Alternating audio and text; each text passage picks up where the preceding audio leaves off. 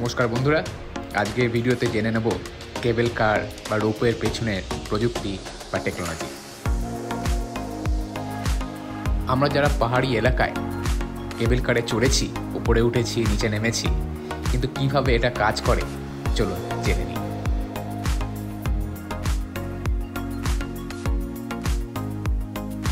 কেবল কারে মূলত 4টি সিস্টেম থাকে: কেবল বা ইস্পাতের তার, মোটর ও ড্রাইভিং সিস্টেম, পোল বা টাওয়ার, কেবিন বা কার।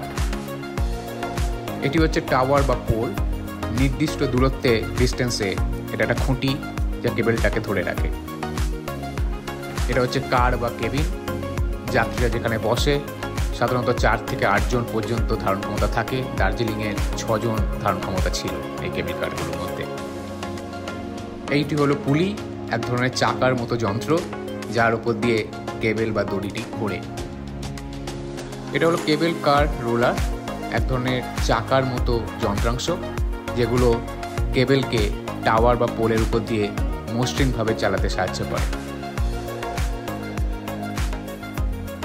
পুরো টেকনোলজিটাকেই আপনি কনভেয়ার বেল্টের সাথে তুলনা করতেই পারেন, যেগুলো ম্যানুফ্যাকচারিং ইন্ডাস্ট্রিতে ব্যবহৃত হয়।